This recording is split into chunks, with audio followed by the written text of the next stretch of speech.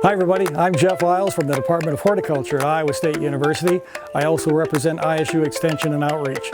And today we're going to be talking about planting a tree, in more specific terms, a container-grown tree. The subject this morning is a tree called giant dogwood. Cornus controversa is its botanic name, and the cultivar is June snow. And it's an appropriate name because the tree flowers in late spring, usually sometime from mid-May to early June. Nice white flowers, pretty good fall color, and a very interesting horizontal branch arrangement that makes it perfect for the home landscape. I bought this tree yesterday and got it home and decided not to plant it then, and so I wanted to find a nice protected site to hold it until such time that I could get it into the ground.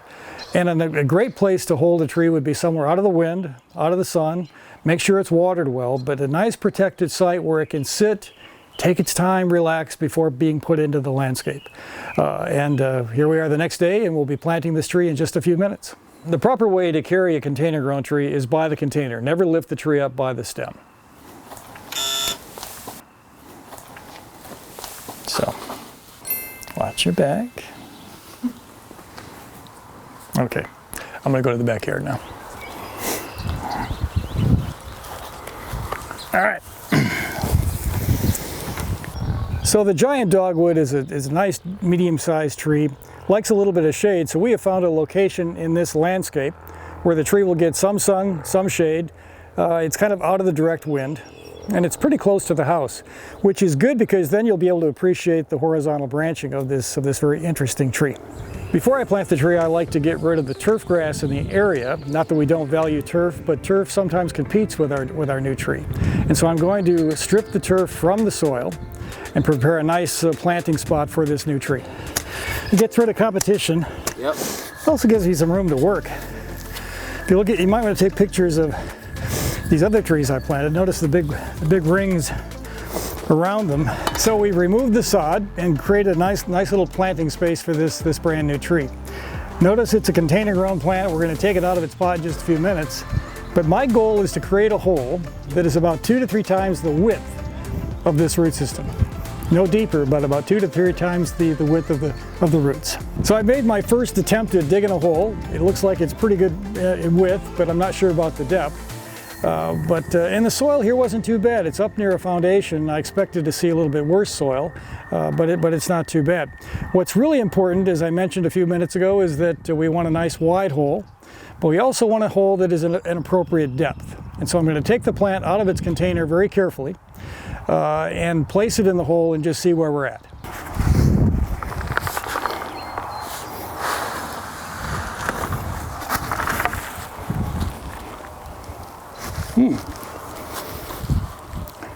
Looks pretty darn good.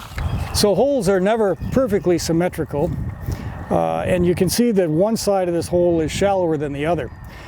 But I like to get the top of the root ball approximately at the same level as the surrounding grade.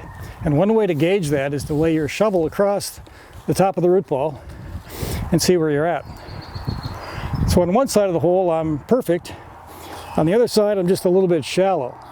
Nothing wrong with that. In a poorly drained soil like this, a little bit shallow is probably a very good thing. My job this morning is to get these roots growing into the backfill soil and into the surrounding site soil just as fast as I can. And so to help that happen, I want to break these roots up and make it easier for them to grow out and get this plant fully established. So one way to do that is I can use my hand and break the roots up like this, or I can take a sharp object, like my knife, and score the sides of the roots, the root ball. Now you might think this is causing some damage, and it is slightly, but it does help those roots grow out instead of continuing around in this circle. This is extremely important for container-grown plants. There's a mass of roots.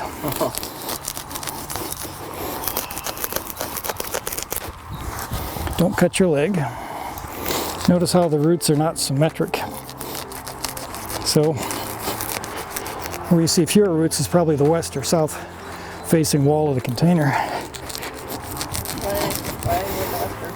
Hot, retards root growth. That's cool. It's amazing. Random knowledge. Yeah. This was probably the north side or the east side. But these will all develop new roots here.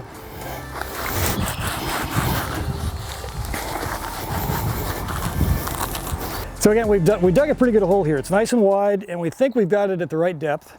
What I look for when I'm looking for depth, we showed how to gauge the depth of the hole by using the handle of the shovel. But there's a flare right at the base of the trunk here, called the trunk flare, obviously. And we'd like to match that up with the surrounding grade. Now, it's not always easy to see that, but I think we're pretty good in assuming that the trunk flare is pretty close to the top of this root ball. We're going to put the tree back in the hole.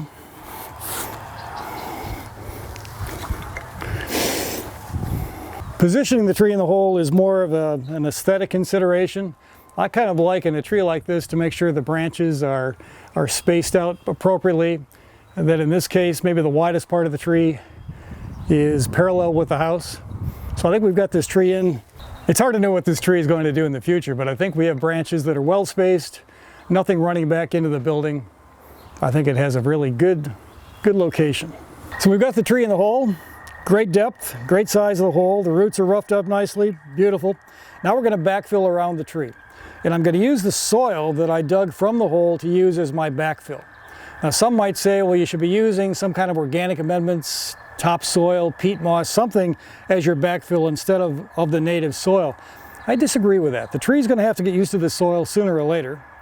And also, I don't want dramatic changes in soil type right next to each other. So if you look carefully at the root ball, you can see that the soil mix they used to grow this tree was very light.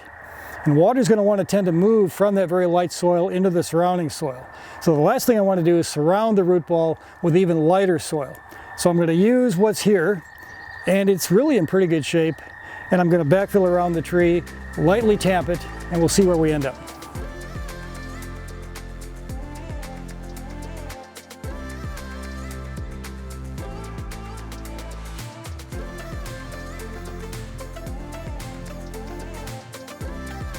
You might have noticed that we haven't used any fertilizer in this entire operation. We've got the tree in the perfect site in the landscape. We've got it in the hole at the proper depth. We've backfilled with the appropriate soil, but no fertilizer. What's up with that? Well, we find that there's really the only reason that you fertilize is if you can demonstrate a mineral element deficiency. And I'm not sure we have one here. In fact, I'm pretty sure we don't. In fact, fertilization is something that I usually delay for about a year. So perhaps next spring I'll come out and throw some nitrogen fertilizer around the tree, but it's not something that's going to make or break the planting. Everything else that we've talked about here this morning is far more important than fertilization at planting time. We all like plant tags. In fact, what I like to do is make sure I take them off the tree because it looks tacky to leave them on the tree. So take them off, put them in a safe place so you don't forget what you've just planted. Hand it to your assistant. This tree is in really good shape. Sometimes I look for branches that might be broken or maybe ill-formed or just don't belong on the tree, but this tree looks pretty good, so I'm not going to do any pruning. In fact, the last thing you want to do is prune a young tree heavily. These branches are very useful. They're needed by the tree to develop the food that it needs to grow. So I think we're going to go easy on pruning here this morning. Again, we talked about the reason we're taking turf away at the beginning. Turf, we love turf, but it will compete with this new tree. So instead of turf grass around the plant, I like to use organic mulch, maybe 2 to 3 inches in depth around the base of the tree. And what that does is help conserve on soil moisture, helps keep the weeds down, and returns organic matter to the soil. So obviously, this is not the proper way to mulch a tree. We call this a mulch haystack, mulch volcano. It's really a bad technique. What we'd rather do is take this mulch and spread it out over the ground to a depth of 2 to 3 inches. You can back it away from the trunk slightly, but if it's only 2 inches deeper on the trunk, we don't get too worried about that. One of the final steps is to make sure the tree doesn't blow over, and we do that by using stakes. Now, it's not necessary for every tree, but this tree is pretty tall. It's going to probably catch a lot of wind, and this area of the yard tends to catch a lot of swirling winds. So the idea behind staking is to keep the root system stable. Remember, this tree will be growing new roots here any day now. And the last thing we want is for that root system to be rocking back and forth in the hole. And so by stabilizing the bottom part of the tree while allowing the top part of the tree some flex, it helps the tree get established. In fact, research has shown that some flex in the top of the tree creates for better stem diameter development. So the whole idea behind staking is to stabilize the root system while allowing some flex in the top of the tree. So So we've got the stakes in the ground. I'm going to use 3 here. And then you might wonder, what am I going to use to wrap around the trunk to stabilize or to hold the tree to the stakes? I like to use things that are soft, smooth, that also give a little bit. I don't like wire through garden hose, and so strips of cloth, old pantyhose work pretty well, but something that's going to be soft, won't girdle into the trunk of the tree, and again, allows some movement in that top part of the plant. So one of the most neglected post-plant care operations is that of watering a tree. So remember, this root system was pretty small. In fact, this tree is living off that root system. And so you want to make sure that root system doesn't dry out. And that's why we want to make sure the roots grow quickly into the backfill soil and into the surrounding site soil as quickly as we can make that happen. And so don't forget to water really pretty frequently, because that root system is going to dry out fast, especially if it gets hot and if it gets windy.